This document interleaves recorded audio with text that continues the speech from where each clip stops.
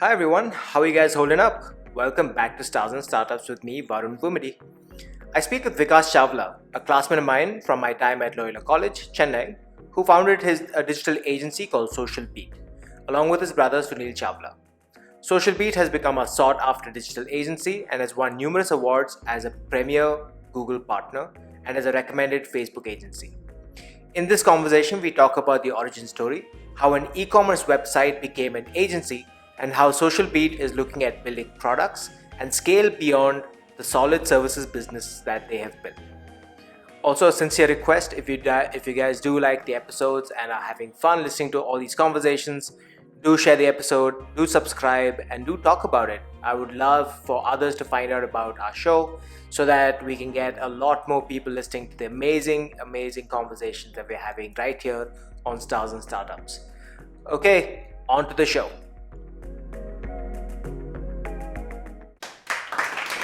Hey guys, today we have the legendary ISEC local president of Chennai, Vikas Chawla, who has a very interesting career path, by the way. He is now the co founder of a digital agency called Social Beat. We're going to talk a little bit about the agency, what it takes to be an agency. They've also won a numerous number of awards. So we'll get into a lot of those cool things as well. But first, let's welcome Vikas to the show. Hey, Vikas. Hey, Varun, pleasure to be here, and thanks for the legendary introduction. But great to be here and to have a conversation with you after a long time. Hey, same here.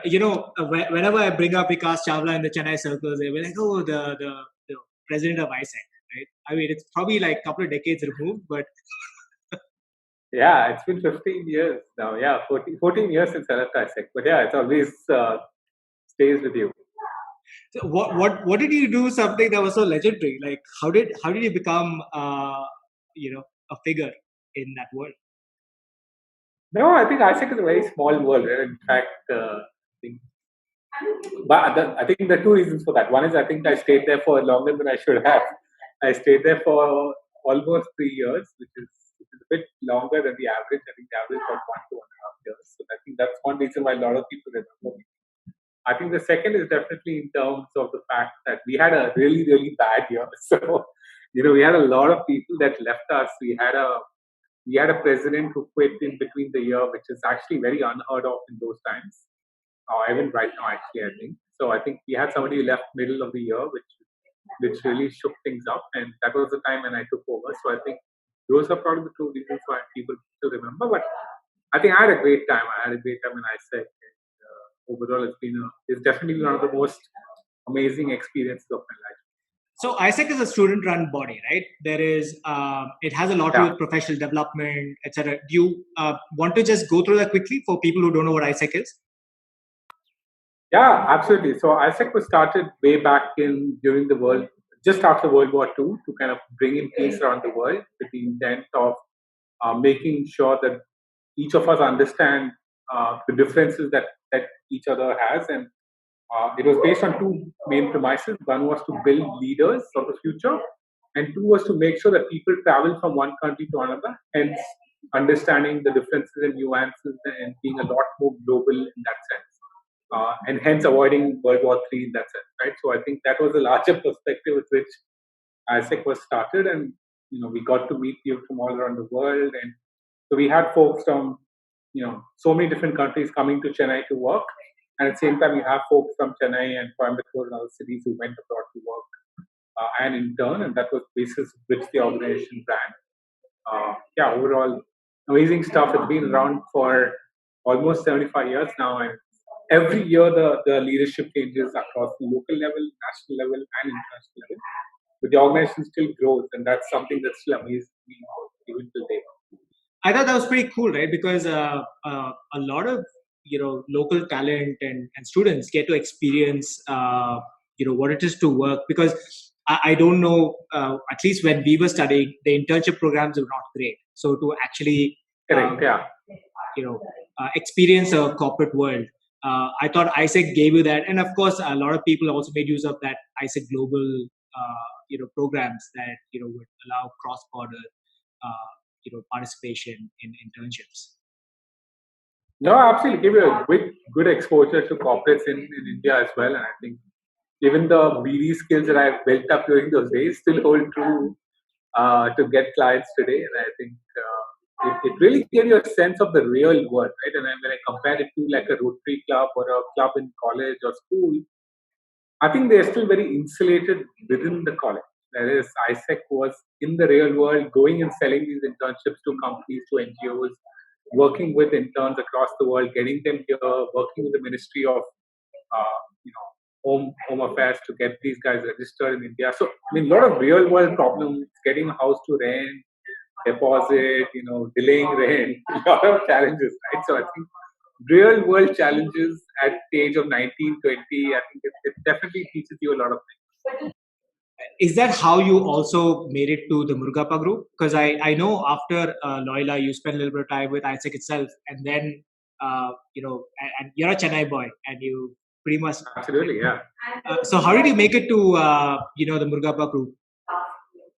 Yeah, absolutely. I think all my jobs I've got actually till date have had some ISEC connect to talk about, right? And I think my first job was with the Taj Hotels, which did have a ISEC connect. They were actually ISEC clients, and I'd worked with them to get some interns at Taj, and that's why I got my first job. And the Murugappa job, as well as I did have an ISEC connect to it, because while I was in ISEC, we worked very closely with the organization called the National HRD Network, which was a HR forum of sorts across the country. And I was part of that committee to get the Chennai leg of the national conference going, which was in 2015 or 16. 2005 or 6, not 16, sorry, 2005 or 6. And I think that's when I connected with the head of HR of Murugappa. And when I came back from my master's in the UK back to India, I think that's when I connected with him. And that's how things changed. And I think and there's always an ISEC connection somewhere in the back. That's pretty awesome. So you ended up working with the chairman of the Murugappa group. How was that like? Because I've heard amazing stories about it. Yeah, actually, he was the former chairman. So I was working with the former chairman, M.B. Subaya, who was the chairman till a little bit before I started working with him. And he's now, of course, Padma Bhushan, and he's done a whole bunch of stuff. But I think the 18 months that I spent with him really changed my perspective on multiple things, including especially ethics and transparency. And his, understanding of what transparency means is far higher than most of us. And definitely in terms of how do you get things done, right? How do you really set a process? How do you build things? How do you build a team? And it was really amazing to work with somebody who has almost, I think 45 years of experience. And he was also the former president of CII at one point. So he really had the best of connections in the country with, amazing relationships with both the government, companies, startups, the ecosystem. And he was also at that point the chairman of the National Skill Development Corporation, which was recently started by the Ministry of Finance. And I was really working very closely with him to build NSTC, to build the processes there, to work with the team on ground in Delhi to really get that off the ground, because they had a target of skilling about 200 million Indians. And we together collectively had to figure that out. And it was something new way back about 15 years ago, you can imagine. And I think, it was amazing to see how he built that organization up from the ground. And he's known to be someone who's really abrasive, someone who's really to the point, get things done. But at the same time, he also has a soft side, and he really mentored me to become a better individual, to become a better leader, to really work with the ground, people on the ground to make things happen. And I think that was one of the key learnings he again gave me was you need to work with the people on the ground, right? You cannot be in your high chair and say, this is me, even though he's someone who's former chairman and the chairman. And I think, really amazing learnings that you pick up by being with someone like that, almost 24/7, right? You're with him day in and day out. But Murugappa Group, a lot of people think they're still very conservative as an organization, right? You look at all the other dynasties and businesses across the country. Most Chennai-based, dynasties are thought to be, slow moving. What is it actually? Is that true? Why was that the case? You're putting me in a spot here, Varun, but I think I'm going to give my personal opinion. I think there are parts of the group which are conservative, and I would agree with that, right? And I think definitely in terms of certain aspects of how they run their family and how uh, women are allowed to do work and run their own businesses, but not within the Burqa Patru, which is obviously their family's call. But I think some of those aspects are seen as conservative from the outside. But definitely as a business as well, they are conservative, right? They're not the ones who will say, let's go all out there, put all the, uh, take bets which are very risky. They will not do that, right? They're very, very calculated in the kind of businesses, the kind of industries, the kind of things that they do, the way they do things. And that's also why they've been around for 120 years, right? It's not by luck. It is by design that they have been conservative and hence survived so many recessions and world wars and whatever else that has come in the last 120 years, and COVID, of course. So I think, yes, they're conservative. I do agree to that statement. But at the same time, there's so many things that they have done that you would be like, wow, that's amazing. That's very, very forward thinking, right? Be it in terms of research, be it in terms of they have ties with IIT Madras. They do a lot of stuff on the agricultural research side. They've done so much work on the sugar and agri research that you'll be like, this is amazing stuff. And this is something they've been doing for 25, 30 years, not today. Right. And I think so I would think it's a balanced space. There are some places they consciously want to be conservative, but at the same time, there are so many areas they are so forward looking that you'll be like, this is amazing. So I mean, that's how I would put it. All right, man. So let's move on from Yes. this.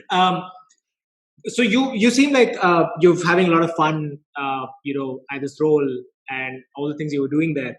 How did you join forces with your brother, and how did Cool Card come about? Because I remember when I was at I think I was at in Ecom 2 at that time, and Right. Yes. and I remember Vikas, my buddy from college, doing this Yes. this thing. So how did that come about? Why did you move away from some pretty interesting roles you were doing? Yeah. So after I worked with MD Subhaya, I moved on to TI Cycles to kind of head digital there and do a bunch of things around marketing and brand. And that's really how I started picking up digital. And at the same time, my brother started out Cool Cart, which was a social shopping e-commerce app, which was frankly looking back a little bit ahead of its time, or rather many years ahead of its time in terms of what it brought to the table. And uh, while they had a very strong team and a strong vision, and they even had someone to to kind of fund them towards that point, I think overall there were challenges because it was very early on. There wasn't a very clear revenue path. There wasn't a very clear path to getting to success, and especially people buying online at that point was still very less, right, compared to today. Even the number of internet users back then was much less. So I think there were some challenges, and then my brother's partner, who was the technology head as well, he kind of quit and went on to get a corporate job because he felt startups was not his thing. Uh, I think all of these things in play suddenly put us in a spot where we're like, hey, do we want to do this at all?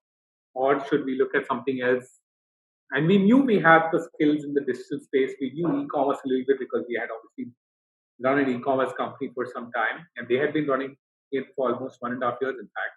So they already knew e-commerce to some extent way back then in 2011. 2010 is when they started, and 2012 is when we launched it up. But I think those 1.5 years that they did that, and I was also involved for a couple of months there. It was interesting learnings, probably the wrong time. It's still a great concept. I think social commerce is still relevant. It's still something you can do. But I think it wasn't the right time to build that startup out. I want to ask you about social commerce because I mean, you guys are probably ahead of its time, so you probably have a lot of perspective on what's happening now. Yeah. And I think the last, I would say maybe about 3 years or 4 years, there's been a lot of talk about social commerce, right? You have apps like Meesho, Bulbul, Glow Road, just like a lot of guys Right, yeah. who've insane amount of capital to drive that. When you're saying in 2011, 12, you couldn't figure out the business model because there was not much money to be made. Does that hold true today? Because I think that's a question a lot of people have also. Yeah, absolutely. I think that model is still in question, and I think I get your point that Glow Road and Meesho, and we actually have a client in the space called Shop 101. Uh, I wouldn't typically call them social commerce per se, predominantly because they actually work more on the affiliate model, right? They have sellers who are people like you and me who have some free time and say, hey, I want to sell products to my friends, family, and people around me. And I'll find a link and I'll forward the link. If they buy it, I get rewarded for it. So actually, in that sense, it's actually a typical affiliate model sort of setup rather than a social commerce setup. The social commerce that we had thought of was where me, Varun, and a few bunch of friends would come together and sort of shop together or interact with each other and say, hey, would this jeans and shirt look great on me on a Saturday, on a weekend get together? Uh, and I think sort of collectively shopping. I think that was the way we were looking at social commerce. Of course, social commerce itself has multiple definitions to it. So, Yeah, I was but going to ask you that question because because maybe the word is then thrown around so yes, much and in a very different context, right? correct. Because social, to a large extent, VCs or at least some of the people I've spoken to say, I'm using my social circle to sell, which is social commerce. But what Correct. Yeah. you're saying, which was the case at that time, was saying, can I replicate a real world experience, which is two of us going to a store and shopping and saying, hey, does this jeans look good on me? Do you think this will work for me as as an outsider, as a third person? And we're Absolutely. trying to replicate that experience online. Absolutely, and I think some of it is also curated, right? So we would get, let's say, Varun is an expert on fashion, and you would get Varun to kind of curate some stuff, and you could interact with Varun and ask questions and sort of get some tips, and then shop with people who are attending that session. So there are multiple modules to it, but I think one of the players we saw really doing well in that space was LimeRoad.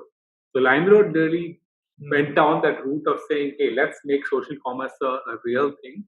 And I think till date as well, they're probably one of the few players that really made that happen.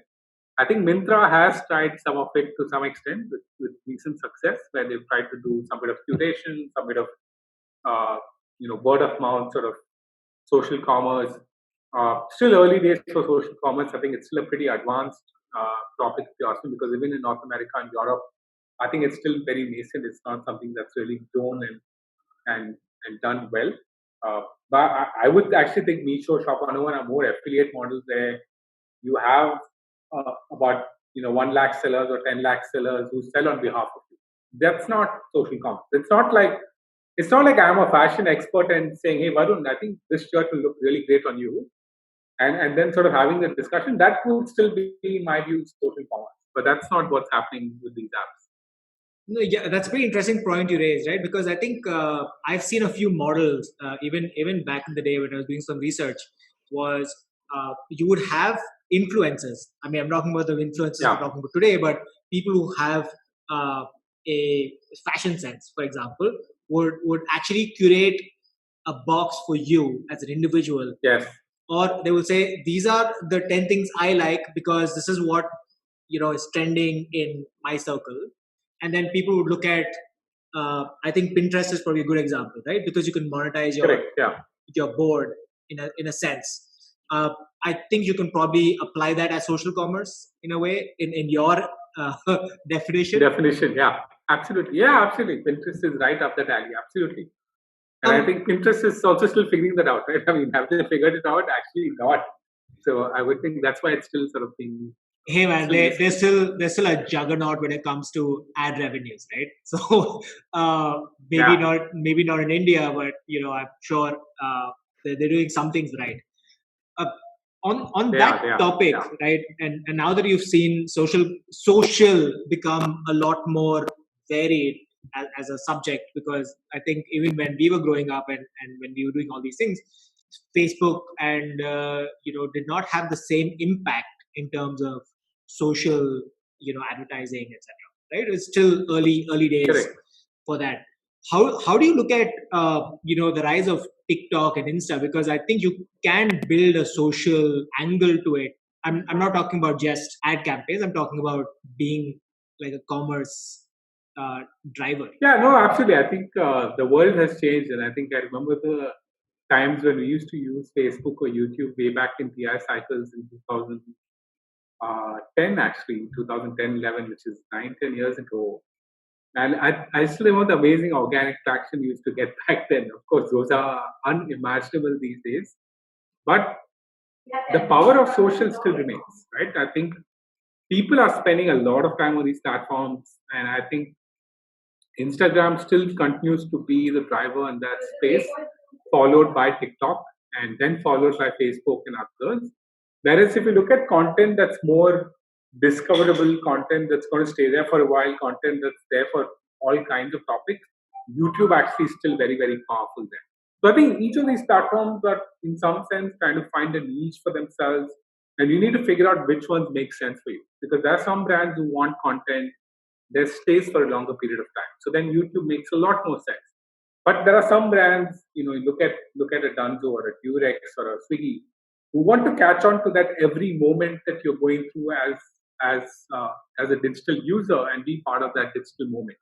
And they want to be on social all the time, doing stuff on the fly, really engaging with you. For them, obviously, an Instagram makes a lot more sense. TikTok makes a lot more sense. So I think each of those platforms have really found a niche, and Twitter, of course, has its own niche for certain kinds of spaces. And I think, it is still something that drives the digital ecosystem forward, and definitely brands have to find which ones make sense for them.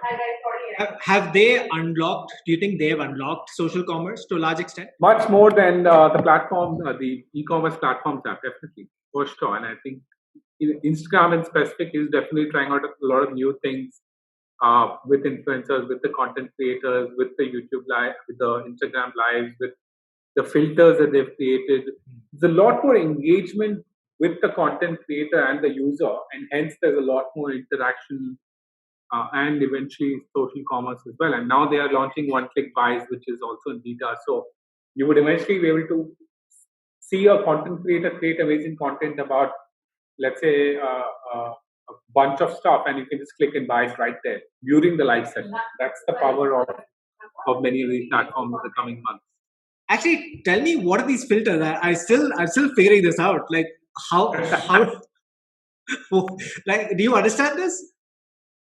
Oh, well, it's our job to understand it, to make sure our clients understand it. Yeah, it's actually a way to extend that interaction, right? For a long time, our interaction was comments or us sharing the content. But I think the platform soon realized that that's not enough, right? That doesn't come close to even us in our real world interaction, right? Our real world interactions have so much more emotion or so much more depth to it. And they wanted to find a way to create some of that depth through augmented reality, through these filters, through these interesting items that they have on Instagram and also TikTok and Snapchat, where it kind of creates an engagement. It forces you to say something. It forces you to kind of interact with that audience. And I think that's really what many of these platforms try to do. So even for the campaigns that we build, we find a way to make sure how do we use some of these new features, because it makes sure that the user remembers your brand. It makes sure that the user is not just swiping through your brand, but actually pausing and taking those few seconds where they register who you are and have some connect with the brand, whatever that connect you want to create. So I think that's really what a lot of these filters use. So this is not actually commerce. So you're not buying something, and a brand can basically just build a filter and then they just put it out there. Absolutely, it's free to build a filter. Actually, absolutely, it's pretty much like creating a post. In fact, these days, you can create a post, and the same way you can create a filter and take it live. You can create a sticker and take it live. And in fact, if you put social beat in the Instagram search, you'll find a whole bunch of interesting filters of, work hard, party harder, or shoot mode on. So we use a lot of these filters just for ourselves because it just makes it interesting than us saying, "Hey, work hard, party harder," right? You just have a cool sticker to go with it, and it kind of it helps you kind of engage with the audience a lot more than just putting it out there in a text form. So now that we've started talking about social media a little bit, how did the transition happen? How did the transition happen from you're doing social commerce, you're doing a bunch of these things. How the transition happened to an, I'm guessing now you're calling yourself an agency, a digital agency. Yes. Yes, absolutely. We do call ourselves a digital agency, and we in fact call ourselves one of India's fastest growing digital agencies now. I think it actually happened a little bit by luck and, of course, experience that we had on the table. So it was actually at an event. I was speaking at an event at a hotel in Chennai, and a guy who runs a dental chain of clinics, he ran about, I think, 12 dental clinics across South India. And I said, hey, we're trying to leverage the digital medium. You seem to know a little bit about it. Would you like to help us? And he said, we'll only work on a success fee model, which we're like, oh, okay, that's interesting. But I think we started out with that because we just thought it'd be a great way to get cash flow for our e-commerce business, because e-commerce at that point, and even actually today, is still a cash burn kind of a business. So, and I'm sure you know it, Varun, because you've been in that boat as well. But I think, so it was a great cash flow, for us. And that's how we started out, with me and one of the tech guys in the team. And I think over a period of 4 or 5 months, we realized that this was actually a much, much bigger opportunity. But then we had 3 clients. And that's also the same time when Sunil's partner kind of quit Coolcart. And we said, hey, I think social media might be a much better opportunity. And even the name actually came about only because this guy had to pay us and we had to find a name. So we went to GoDaddy, found a great social something, a domain name. And that's how. Why social? Why was it social then? Actually, at that time, digital wasn't as cool as social. I think social was the cool element back then. And of course, now I think a lot of people understand the difference between social and digital and organic and performance and all that. But back then, it was all one big bucket of social media plus other things. So that's why. Hey, we have absolutely no sponsors, so all you have to do if you're enjoying the episode so far is to hit subscribe and share the episode with someone you may know who would like it as well. That's it. Back to the episode.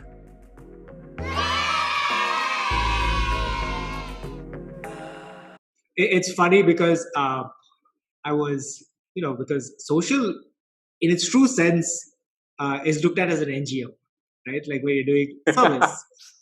That's true. So, social service and social, yeah. I had a very funny incident. I was at, I'd gone for a visa appointment, and the lady at the counter says, what do you do? And I was running giftology at the time, which is social gifting, right? And right. She thought I was doing some world-changing stuff. Donations. Yeah, right. World-changing. Like, I'm so glad you're doing all this stuff, etc. Here's your visa. Like, okay. At least you got the visa, which is great. So. Hey man, it was a good time, and I didn't want to burst her bubble. Absolutely. Yeah, no, that's true. Actually, we use social very openly as social media, but yeah, social could mean a lot of other things. Yeah. So, at this time when you started out building this agency, how long did it take for you to be like, oh wow, we've actually made it? Was there with this one client that basically put you over, say, a certain benchmark or a boundary line that basically said, okay, we've kind of now transitioned into a agency? Yeah, definitely. I think there are different companies at different stages of your growth that really help you, right? And I think the first one that really put us on the map was Casa Grande, which is a real estate company based out of Chennai. And together, actually, we really transformed how digital uses real estate. And I'm saying this only because we've seen other real estate builders use digital over the years. And I think they were also early adopters because they realized the power of digital way back, right? We started working with them in 2014 when builders were still doing front page ads. In fact, they still do front page ads, but a lot lesser than before. But in 2014, real estate means front page ads, right? You do the jacket ads. That's how you launch projects. That's why you put the most money for your advertising and marketing. I think these guys slowly realized, and I think we started off with a really, really small pilot of, I think, 1 lakh or something. And they scaled up from about 2% of the digital spend that year to now almost 28%. And today, almost 1/3 of their revenue comes from people sitting in our office.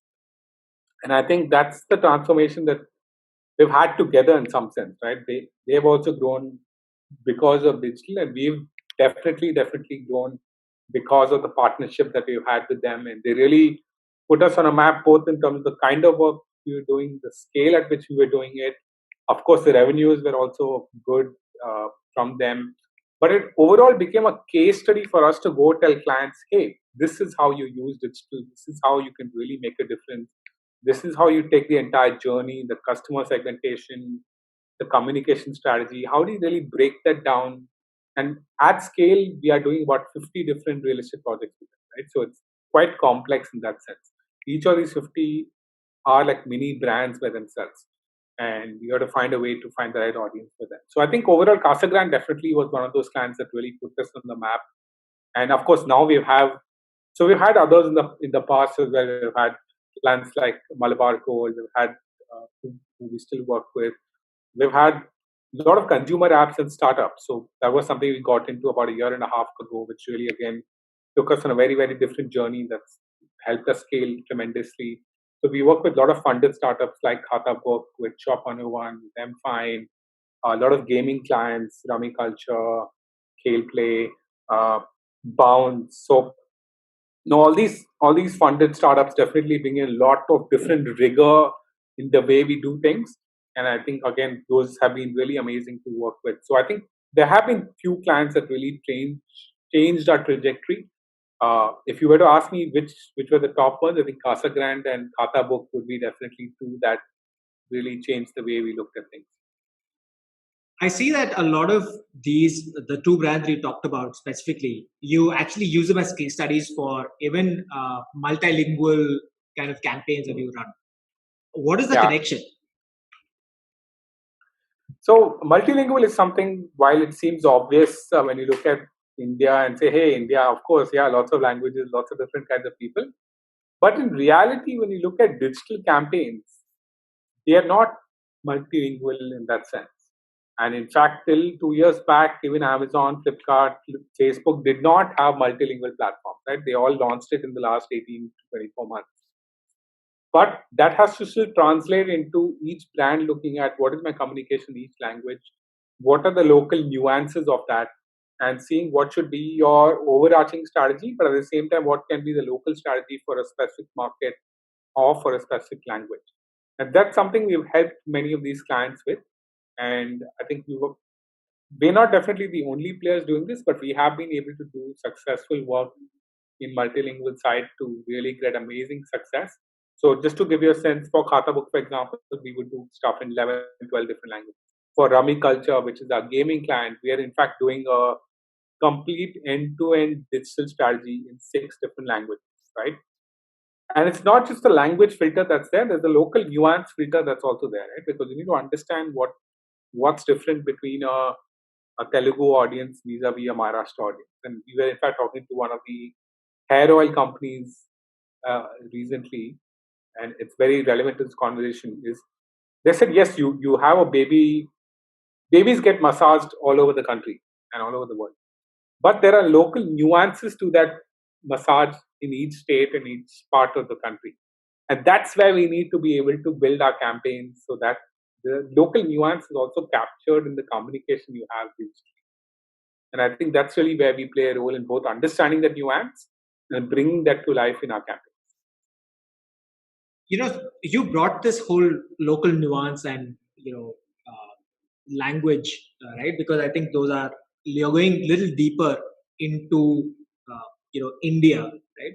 But you talked about 6 languages, and I know that there are a lot more languages you can play in the country. Correct. But one of the conversations that comes up around this topic is there are 400 million new to the web users. 18 to 24 months is what the amount of time that they spend on the internet. Are they ready to start making payments? Right.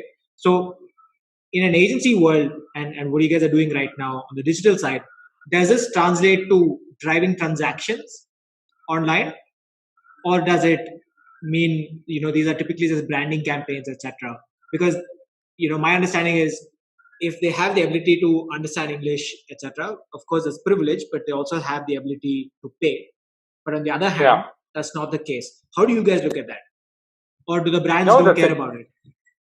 No, that's a great question, Varun. I think we pride ourselves on the fact that we are a ROI-driven agency, and I think we definitely look at the business result that comes out of this, right? And you're right that there was a question when we started doing all this whether they have the capacity to pay. And what we understood when we researched more is that all the e-commerce companies in India initially went after the top tier, right? They went after English-speaking audiences like you and me. But they soon realized that that audience is capped, right? That audience is only about 100 million or 120 million. Beyond that, those balance about 400 million users that use internet in India, the balance 400, they prefer their own mother tongue as a language to speak. And did they have capacity to pay 2-3 years ago? Actually, the answer to that is no. But I think that has changed. That has changed because of, not because of demonetization, but it's actually changed because of UPI, right? The moment UPI came in, it removed a lot of barriers to make those payments. You did not need to remember 100 things, right? It's almost as simple as using our debit card. You just need to remember a PIN, and you just need to have money in your bank account, and you can transfer money anywhere. So what you're saying, translate into somebody? What you're saying is that the ability to pay did not change, but then the the tools available basically made them made it easier for them to transact. Absolutely, because earlier in the initial days, if you remember right, I mean, a lot of it was still based on credit cards, right? In 2009, 10, 11, 12, it was actually predominantly credit cards or cash on delivery. That's right. Then slowly they got in debit cards, net banking, UPI, wallets. Now there are like 20 things you can pay with, PayPal, right? But what has happened is, because UPI works across apps or across platforms, it's easier to make that transaction happen. So even for a gaming client where you don't need to be a millionaire to play a game, right? You could be having a very, very small earning, and at the end of the day, it's a game. You don't even need to know the language to play the game, right? Because it's usually cards or poker or rummy or even normal games that you play, even Ludo, right? There's no language there. So can you make a payment of $100, $200, $500 and pay? Yes, you can. And that's what we're seeing with many of these gaming apps, that they're getting more users than a traditional e-commerce company would. Because these are the users who have never bought something online, but maybe they bought like a IRCTC train ticket online, for example. But now they're starting to experiment with some of the newer things. And I think IRCTC was the other company that really made that online adoption, come a long, long way from where it was. Because most users have used IRCTC at some point to book a train ticket. So and I think some of those trends are changing. So it is the entry level drug. Absolutely, IRCTC for many was the drug that got them on the internet, and then of course we go to many other places. But if you look at e-commerce and COD is still here to stay. Of course, during the lockdown and because of COVID, COD has taken a hit because nobody wants to collect that cash, and then I think safety is a problem when you transact with cash, and of course managing the cash during this COVID is also a bigger problem because there'll be a lot more pilferage and loss of cash which they don't want. So I think cash has become a challenge today. So hence a lot more people are using UPI and the other mediums. But to answer a larger question, I think the capacity to buy is no longer with just the 100 million people that Amazon and Flipkart used to target. That audience has grown and it's growing rapidly. And COVID has probably put that on a much faster path than before. I see that now, Social Beat has launched 3-4 other brands, or products under it. What is the insight that led to this, creating these different layers? Actually, it'll be important to tell the audience what the others are before we get into what the insight is. Yeah, I can give you the insight and then tell you what we built, so that might be better. So I think the primary insight at which we started building some of these was that the services business that we are in is difficult to do in terms of exponential growth, services business is very hard. Of course, you have players like TCS, Infosys who have shown otherwise. But in a digital world, in the agency world, you are unlikely to get exponential growth in a service business. And that's really why we said we need some products to help us grow exponentially. And later we realized also as a way to differentiate ourselves in the market. So those are the two reasons for which we built it. So we first built our influencer marketing product, which is called influencer.in. And it started off as a small hobby of my brother to say, hey, let's build something on the startup world, because we still had that startup mindset in some sense. So we started building that in 2015, about 3 years after we started Social Beat. Of course, it took some time to really bring it to real shape, and in 2016 is when we started going to market and started using it. And I think in the last 4 years, we realized that it actually can be a growth driver for us. And today it's still a fraction. It's only about 4% of our revenue. So influencer.in is for, I'm guessing as the name suggests, influencers, for influencers. But is it for brands? Is it for influencers? Who's it for? Yeah, I think maybe I should cover that. My apologies. But it's basically a marketplace where brands and content creators come together. And content creators or influencers are people who have a huge following on YouTube or Instagram or TikTok or Twitter or even LinkedIn or even Quora these days, right? Or even Amazon, where they can review on Amazon. And we really look at a marketplace for brands to interact with these content creators and influencers. And we help them with the discovery of these influencers. We help them with the entire workflow of managing the relationship, and in terms of implementing these campaigns, as well as reporting it and attribution and measurement, because a lot of times that measurement can be a challenge. So we have direct APIs with the platform, so we have understanding of what the actual metrics of these influencer campaigns is. So it's partly a tech play and partly a managed service play. We did wonder whether a completely SaaS model of self-serve would work, but in India, it's a bit of a challenge. So we run it on a managed service model. So that's the first product. So do influencers come in and sign themselves up, or you reach out and say, okay, we can bring you clients? You work like an agent for them, so to speak. Yeah, it's a secondary one. I mean, we do have a few that sign up directly, but a lot of the times it's us working with them, us going out and say, hey, we have this amazing campaign. Would you want to partner with us?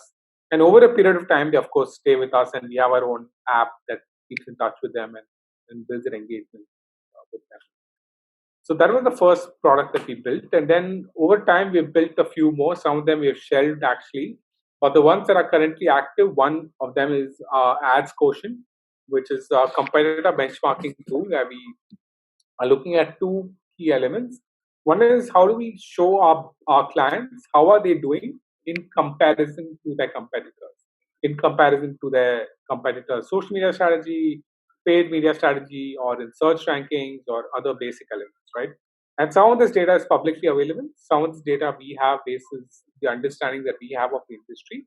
And we have built a framework to be able to show that to clients.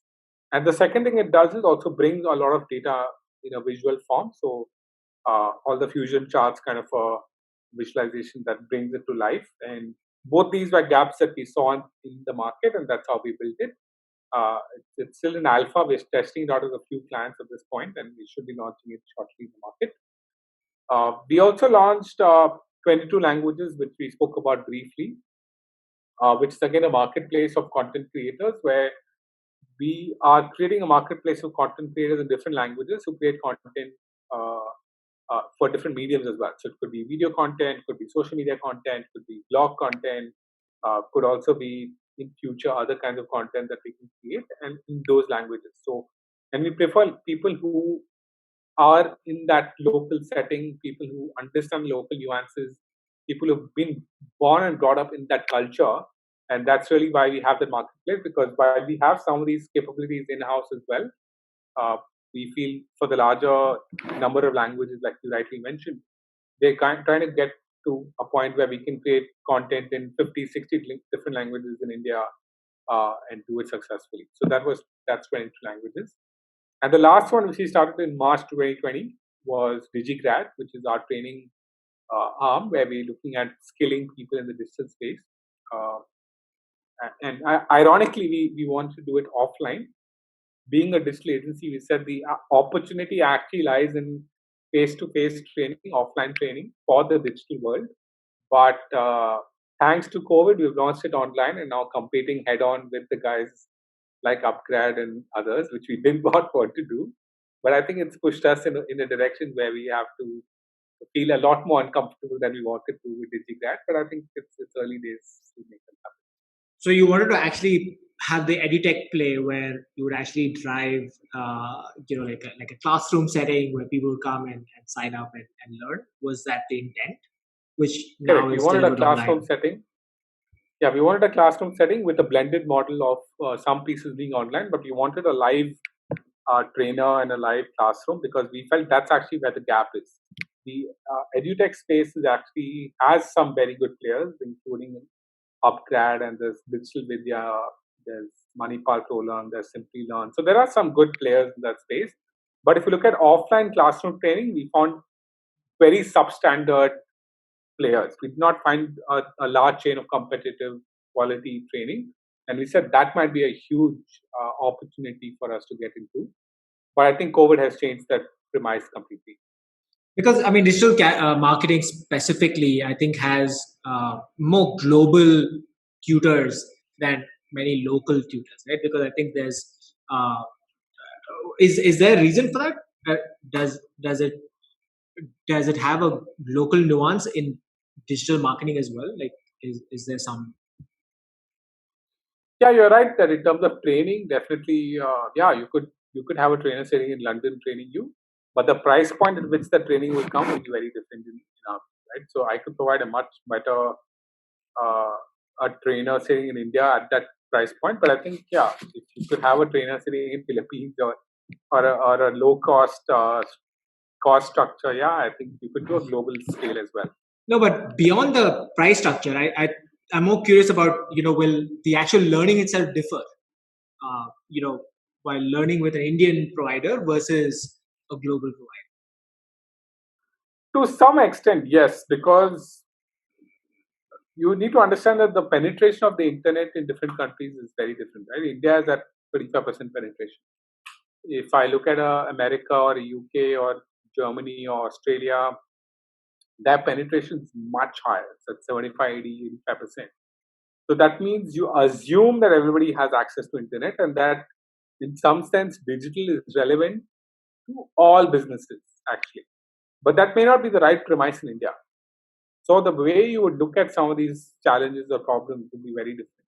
So for example, if I'm in a small town and I'm in a retail store, do I need marketing at all? Actually, the answer to that may be no, right? You don't need it because people will find you. But if I'm a small town in America, actually you might still need some marketing. And I think that's the difference, right? So I think, but the basics of digital, yes, you're right that anybody could teach you. But there are definitely some nuances to what are the use cases and where it's relevant. I think that's definitely areas where there will be local nuances. So do you have a timeline for when some of these products start generating more revenues than your services business? Or are they going to coexist? Yeah, I think we've always had that battle, and I think to be frank and honest, and that's probably one of the reasons why our products have not overgrown or outgrown Social Beat, because maybe we've not let them, right? And I think in early 2020, Jan Feb is when we took that call and said we need to find individual owners and separate sort of CEOs for these businesses and let them run independently in terms of complete teams, structures, P&L responsibility. Because till now the P&L responsibility to some extent was all joint and combined. We said that's not going to work for us. And you also probably need a very, very different culture for the product business compared to Social Beat, which is our service business. So I think, these are things we've battled with and dabbled with for a while. But I think early 2020, we said, let's separate them out and see how that works. Frankly, we've not given it enough oxygen and focus for them to outgrow us, and that's why they've not outgrown us. But I think that's definitely the intent in the next year and a half, 2 years. Awesome. Hey, I'm sure COVID has given you a lot more reasons to either strengthen the team or whatnot? Are you guys hiring? What are you guys looking for? If somebody wanted to move to Chennai and join Social Beat. Yeah. So, yeah, I mean, we are currently in, or rather, before COVID, we were in 4 cities, and now we are in what we call as 170 different homes and 170 different team members. But I think COVID has definitely uh, put a put a bump in our plans because even though we are in digital, it's not been great, right? Our revenue is actually roughly half of what it used to be in our average of Jan. If I took at the average of Jan and Feb months and looked at where we were, it's actually half of that. So actually, it's not great. So we're not in a hiring mode at this moment. In fact, we're just looking at how do we uh, honor all the offers we had made, which we have done. We have a whole bunch of campus hires that we did over the last 7-8 months who will be joining us shortly as well. But all the lateral hires we've done, we've already onboarded them. All the campus hires will be onboarded shortly. We had to delay it a little bit because we didn't want to get them to join in April or May or June because there's so much uncertainty around business, uncertainty on whether you can open office, not open, how do you open. And I think while we are comfortable working virtually and digitally, I think we wanted them to have a great onboarding experience. So we have deferred that a bit. So it's definitely not great times to be in this space, but I think our midterm outlook is that it's going to be great because in the next 6 months, 9 months, there'll be a lot of businesses that want to leverage digital, and we are probably in the right space at the right time in 5 to 6 months from now. But at this point, I think it just stay afloat, ride it out, and see how the storm is. Do you have any parting words for people who are looking to do digital, considering hiring agencies or people to do digital campaigns for them? What would be a recommendation during times like these? Yeah, I think at times like these, you have to definitely stay afloat actually more than spending on marketing. And even though we are a marketing and digital agency, I think our recommendation would be first figure out your business and your business model and your revenue and cash flows before you start splurging on marketing and digital. And really relook at whether you need to pivot your model and change gears in terms of what you're offering. And be a social beat or as an agency, you're also rethinking what will be the offering we need to provide in 6 months' time, 12 months' time, because it is going to be a little bit different than what it is today. And I think shifting gears during COVID and post COVID is definitely top of mind for me, and I hope it's top of mind for all your listeners as well. Because this has been amazing. Thanks for your input. I'll catch up with you soon. Thanks so much, Varun. It's been a pleasure being part of your podcast and pleasure being here. Thank you so much. Thanks, buddy.